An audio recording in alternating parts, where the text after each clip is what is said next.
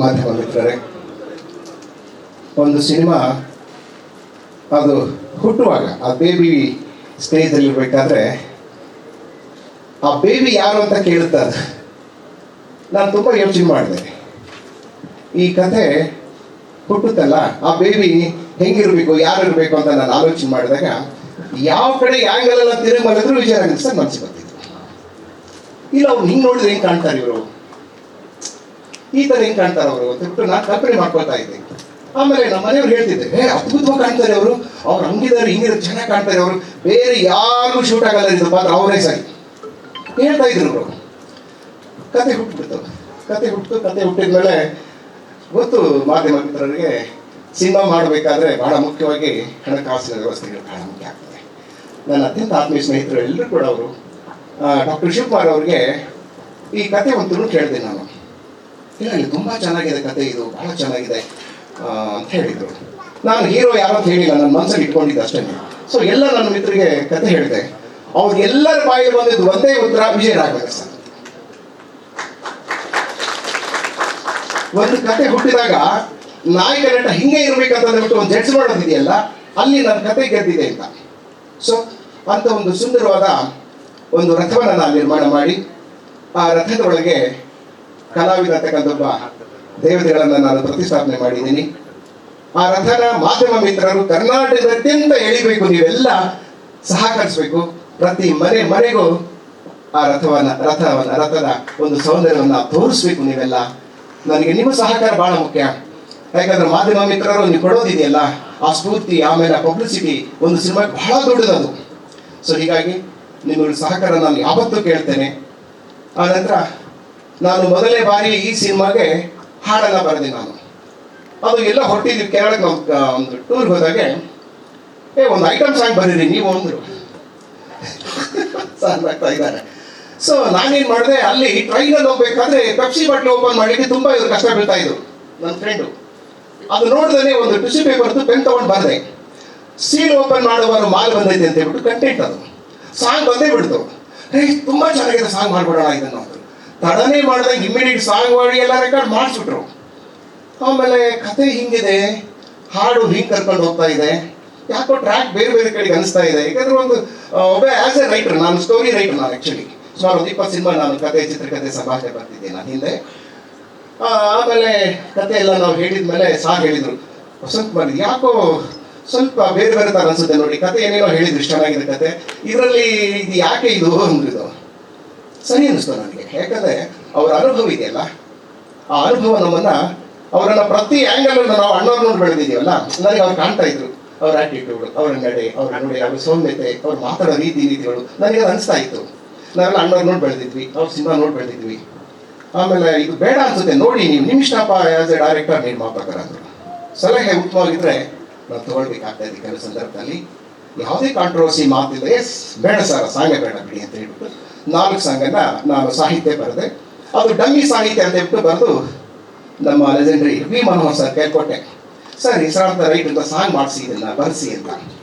ಅವರು ನೋಡಿದರು, ಇದಕ್ಕಿಂತ ಸಾಹಿತ್ಯ ಬೇಕೇನ್ರಿ, ತುಂಬ ಚೆನ್ನಾಗಿ ಬರ್ಬಿಟ್ಟಿದ್ದೀರ ರೀ ನೀವು ಇದೇ ಸಾಹಿತ್ಯ ಇದ್ಬಿಡ್ಲಿ, ನಿಮ್ಮದೇ ಸಾಹಿತ್ಯ ಇರಲಿ ಅಂದರು. ಸೊ ಆಗ ನಾನು ಯಮಸಂದಡಿ ಅಂತ ತೆಲುಗು ಮತ್ತು ಗಡಿಬಿಡಿಯ ಮತ್ತು ಒಂದು ಸಿನಿಮಾ, ಅದು ಒಬ್ಬ ಭಾಳ ಹೆಸರಾಂತ ಪೊಲಿಟಿಷಿಯನ್ಸ್ ಅವರು ಸತ್ತು ಹೋಗ್ತಾರೆ ಬಿಡಿ, ಅದೇನೋ ಆಗಿದೆ. ಭಾಳ ದೊಡ್ಡ ಲೀಡ್ರ್ ಅವರು, ಆಂಧ್ರದಲ್ಲಿ ಒಂದು ಕಾಲದಲ್ಲಿ ಭಾಳ ದೊಡ್ಡ ಹೆಸರಿದ್ದಂಥ ಒಬ್ಬ ಡಾನ್, ಅವರು ನಿರ್ಮಾಪಕರು. ಪ್ರಭಾಕರ್ ಚೌಧರಿ ಅಂತ ಹೇಳ್ಬಿಟ್ಟು MLA ನಿರ್ಮಾಪಕರು.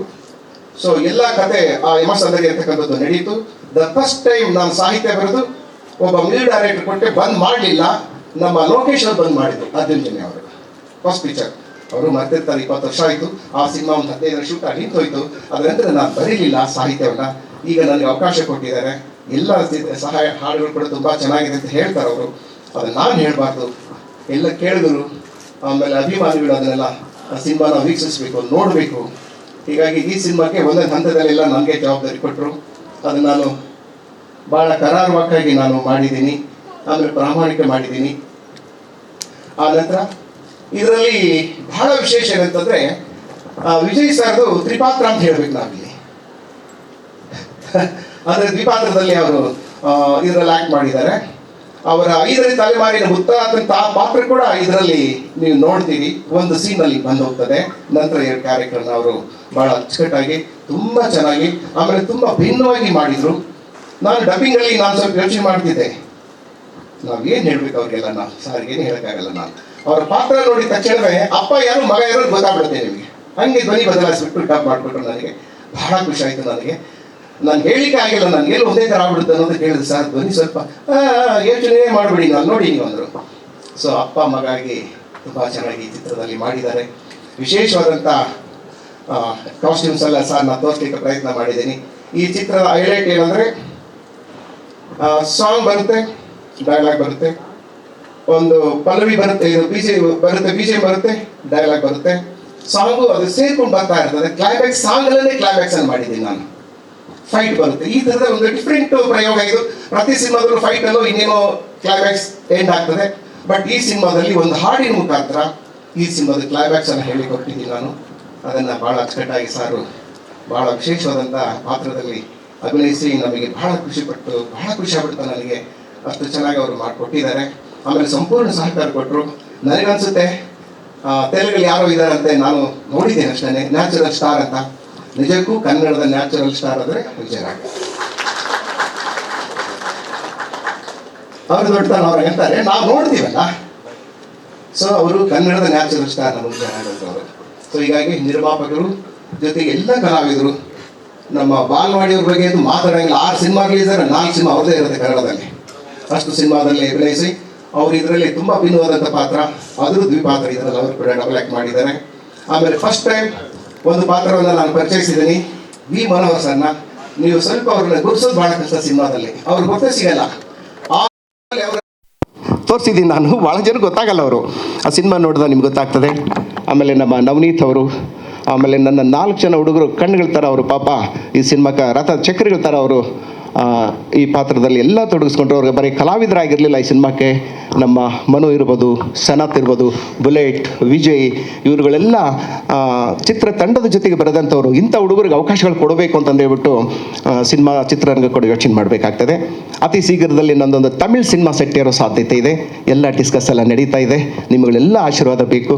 ಹಾಗೆ ನನ್ನ ಹಿರಿಯ ನಿರ್ದೇಶಕರು, ಸುಮಾರು ಸಿನಿಮಾಗಳನ್ನ ಹಿಟ್ ಅಂತ ಕೊಟ್ಟಂಥವ್ರು, ವಿಷ್ಣುವರ್ಧನ್ ಸಿನಿಮಾಗಳ ಅನೇಕ ಕಥೆಗಳನ್ನು ಅವರು ತೆರೆ ಮೇಲೆ ತಂದಂಥವ್ರು ಜಯರಾಮ್ ರೆಡ್ಡಿ ಸಾರು, ಅವ್ರ ಮಾರ್ಗದರ್ಶನ ಕೂಡ ನನಗಿತ್ತು. ಹಾಗೆ ನನ್ನ ಅತ್ಯಂತ ಆತ್ಮೀಯ ಸ್ನೇಹಿತರು, ನಾ ಹಿಂದೆ ಡೈರೆಕ್ಟರ್ ಮಾಡಿದ ಸುಮಾರು ಒಂದು 8 ಸಿನಿಮಾಗಳನ್ನ ಜೊತೆಗೆ ಮಾಡಿದಂಥ ಮುತ್ತುರಾಜ್ ಅವರಿಗೆ ಈ ಚಿತ್ರದಲ್ಲಿ ಛಾಯಾಗ್ರಹಣ ಅವಕಾಶವನ್ನು ನಾನು ಕಲ್ಪಿಸ್ಕೊಟ್ಟೆ. ಭಜರಂಗಿ ಮೋಹನ್ ಅವರು ನೃತ್ಯ ಸಂಯೋಜನೆ ಮಾಡಿದ್ದಾರೆ. ಥ್ರಿಲ್ಲರ್ ಮಂಜು ಅವರು ಸಾಹಸ ಮಾಡಿದ್ದಾರೆ. ಮುತ್ತುರಾಜ್ ಅಂತೇಳ್ಬಿಟ್ಟು ತುಂಬಾ ನನಗೆ ಸಪೋರ್ಟಿವ್ ಆಗಿ ನಿಂತ್ಕೊಂಡು ಎಡಿಟರ್ ಮಾಡಿಕೊಟ್ಟಿದ್ದಾರೆ. ನನ್ನ ಅತ್ಯಂತ ಆತ್ಮೀಯ ಸ್ನೇಹಿತ, ಜೊತೆಗೆ ನನ್ನ ಜೊತೆಗೆ ಸಹ ನಿರ್ದೇಶಕರಾಗಿ ಅವರು ತುಂಬ ವರ್ಷಗಳಿಂದ ಕೆಲಸ ಮಾಡಿಕೊಡಿದಂಥ ಹುಡುಗ ಇವತ್ತು ಬಿಜೆಸ್ಟ್ ಎಡಿಟರ್ ಆಗಿ ಕೆಲಸ ಮಾಡ್ತಾ ಇದ್ದಾರೆ. ಹೀಗೆ ನಮ್ಮ ಧೀರಾಜ್, ನಮ್ಮ ತಾಂತ್ರಿಕರು ಎಲ್ಲರೂ ಕೂಡ ಒಂದು ಟೀಮ್. ಇದು ಮನೆಯವರ ಥರ 45 ದಿನಗಳ ಕಾಲ ನಿರಂತರವಾಗಿ ಶೂಟಿಂಗ್ ಆಯಿತು. ಎಲ್ಲ ಯಾವುದೇ ಥರದ ತೊಂದರೆಗಳಿಲ್ಲದೆ ಅಚ್ಚುಕಟ್ಟಾಗಿ ಸಿನಿಮಾ ಮುಗಿಸಿ ಇನ್ನೇನು ನಾನು ಜೂನ್ 2nd ವೀಕಲ್ಲಿ ಬೆಳ್ಳಿ ತೆರೆ ಮೇಲೆ ಬರಲಿಕ್ಕೆ ಸಿನಿಮಾ ರೆಡಿ ಇದೆ. ಈ ವಾರದಲ್ಲೇ ಇನ್ನೊಂದು ಸಾಂಗನ್ನು ನಾನು ಹುಬ್ಬಳ್ಳಿಯಲ್ಲಿ ಭಾಳ ದೊಡ್ಡ ಒಂದು ಇವೆಂಟ್ ಮಾಡಿ ಸಿದ್ಧಾರೂಢ ಮಠದಲ್ಲಿ ಅದನ್ನು ರಿಲೀಸ್ ಮಾಡ್ತಾ ಇದ್ದೀವಿ. ಎವ್ರಿ ವೀಕ್ ಒಂದು ಸಾಂಗು ಲಾಂಚ್ ಆಗ್ತದೆ. ಜೂನ್ 1st ವೀಕಲ್ಲಿ ಟೀಸರ್ ಬರ್ತದೆ. 2nd ವೀಕಲ್ಲಿ ನಿಮಗೆ ಟ್ರೈಲರ್ ಆ್ಯಂಡ್ ಸಿನಿಮಾ ಲಾಂಚ್ ಮಾಡ್ತೀವಿ. ಇಷ್ಟು ಈ ಸಿನಿಮಾದ ಬಗ್ಗೆ ಸಂಕ್ಷಿಪ್ತ ಮಾಹಿತಿಯನ್ನು ಕೊಟ್ಟಿದ್ದೀನಿ. ಮತ್ತೊಮ್ಮೆ ಮುಗಿದೊಮ್ಮೆ ನನ್ನೆಲ್ಲ ಮಾಧ್ಯಮ ಮಿತ್ರರಿಗೆ ನನ್ನ ಕೈ ಮುಗಿದು ಕೇಳ್ತೇನೆ, ನೀವು ಬೆಳೆಸುವಂಥ ಮಗ ಅಥವಾ ಅಣ್ಣ ಅಥವಾ ದೊಡ್ಡಪ್ಪ ಚಿಕ್ಕಪ್ಪ ಏನಾರು ಅಂದ್ಕೊಳ್ಳಿ, ನೀವೆಲ್ಲರೂ ಮಾಧ್ಯಮದಲ್ಲಿ ಚೆನ್ನಾಗಿ ಈ ಸಿನಿಮಾದ ಬಗ್ಗೆ ಬರೀತೀರಿ ಕೂಡ ಅಂತ ಹೇಳಿ. ಆಮೇಲೆ ನನ್ನ 30 ವರ್ಷಗಳ ಸ್ನೇಹಿತರು, ನನ್ನ ಅಪ್ಪಿಯವರು ನಾಗೇಂದ್ರ ಸಾರು ತುಂಬಾ ನನಗೆ ಸಪೋರ್ಟಿವ್ ಆಗಿ ಹಿಂದೆ ನಿಂತು, ನೀವು ಮಾಡಿ ಡೈರೆಕ್ಟರ್, ನಾವಿದ್ದೀವಿ, ಯಾಕೆ ಯೋಚನೆ ಮಾಡ್ತೀರಾ, ನಾವಿದ್ದೀವಿ ಮಾಡಿರಿ ನೀವು ಅಂಥೇಳಿ ಅನೇಕ ಪತ್ರಿಕೆಗಳಿಗೆ ಆಗಾಗ್ಗೆ ನಾನು ಇಂಟರ್ವ್ಯೂ ಮಾಡಿಸ್ತಾ ಇದ್ದರು. ಪತ್ರಿಕೆಯಲ್ಲಿ ಬರೋ ಥರ ನೋಡ್ಕೊಳ್ತಾ ಇದ್ದರು. ಹಾಗೆ ಸುಮಾರು 3000 ಹಾಡನ್ನು ಹಾಡತಕ್ಕಂಥ ಒಬ್ಬ ಮಹಾನ್ ಕಲಾವಿದರು. ಅನೇಕ ಸಿಂಗರ್ ಕರೆಸಿ ನಾನು ಧ್ವನಿಗಳನ್ನ ಚೆಕ್ ಮಾಡ್ತಿದ್ದೆ. ಯಾಕೋ ನನಗೆ ಸೆಟ್ ಆಗ್ತಾ ಇರಲಿಲ್ಲ. ಇಲ್ಲ ಈ ಥರ ಎಲ್ಲ ಇದು ಹಿಂಗೆ ಬೇಕು ನನಗೆ ಅಂತಬಿಟ್ಟು ಹೇಳಿದಾಗೆ ಮನೋಹರ್ ಸರ್ ಒಬ್ಬರು ಕರೆಸಿದರು ನನಗೆ. ಆ ವ್ಯಕ್ತಿ ಬೇರೆಯವರೆಲ್ಲ ನಮ್ಮ ಹೇಳಿ ಸರ್, ನೀವು ಎದ್ಮೇಲೆ ಹೇಳ್ತೀನಿ, ವಿಷ್ಣು ಸರ್ ಅದ್ಭುತವಾಗಿ ಆಡಿದ್ದಾರೆ. ಆ ಸಾಂಗ್ ಒಂದು ಲ್ಯಾಂಡ್ ಮಾರ್ಕ್ ಇಂಡಸ್ಟ್ರಿಯಲ್ಲಿ, ಅಷ್ಟು ಚೆನ್ನಾಗಿ ಆಡಿದ್ದಾರೆ. ಅದರಲ್ಲಿ ನಾನು ಸಾಕಿ ಅಂತ ಬರ್ತದೆ, ಅದನ್ನು ಯಾರಿಗೆ ಹಾಡಿಸ್ಬೇಕು ಅಂತೇಳ್ಬಿಟ್ಟು ನಾನು ಹಾಡಿಸ್ತಾ ಇದ್ದೆ. ಅದನ್ನು ನಾನು ಹಾಡಿ ತೋರಿಸ್ತಿದ್ನಲ್ಲ, ಇವ್ರು ನೋಡಿ ಬೇಡ ಡೈರೆಕ್ಟ್ ಅದನ್ನು ನಿಮ್ಮದೇ ಇದ್ಬಿಡಲಿ, ಅದನ್ನು ಬೇರೆ ರೀಚ್ ಮಾಡೋಕ್ಕಾಗಲ್ಲ ಅಂದರು. ಇವಾಗ ನಾವು ಸಿಂಗರ್ ಅಲ್ಲ, ನಾನು ಬೇಡ ಅಂತ ಹೇಳಿದೆ. ಸೊ ಹೀಗಾಗಿ ಬಿಗಿನಿಂಗಲ್ಲಿ ಬರ್ತಕ್ಕಂಥ ಸಾಕಿಯನ್ನು ನನ್ನ ಕಡೆಯಿಂದನೇ ಅವರು ಆಡಿಸೋಂಥ ಪ್ರಯತ್ನ ಮಾಡಿದ್ದಾರೆ. ಆ ಸಾಂಗ್ ಕೂಡ ಹುಬ್ಳಿಯಲ್ಲಿ ಲಾಂಚ್ ಆಗ್ತದೆ 17ನೇ ತಾರೀಕು ಸಾರಿಗೆ ನಾನು ಹೇಳಿದ್ದೀನಿ. ಅಲ್ಲಿ ಕೂಡ ನಿಮ್ಮ ಮಾಧ್ಯಮದ ವಿಂಗೆಲ್ಲ ಇರುತ್ತೆ, ನೀವು ಅಲ್ಲಿ ಕೂಡ ಸಪೋರ್ಟ್ ಮಾಡಬೇಕು. ಹಾಗೆ ನನ್ನ ಸಹೋದರಿ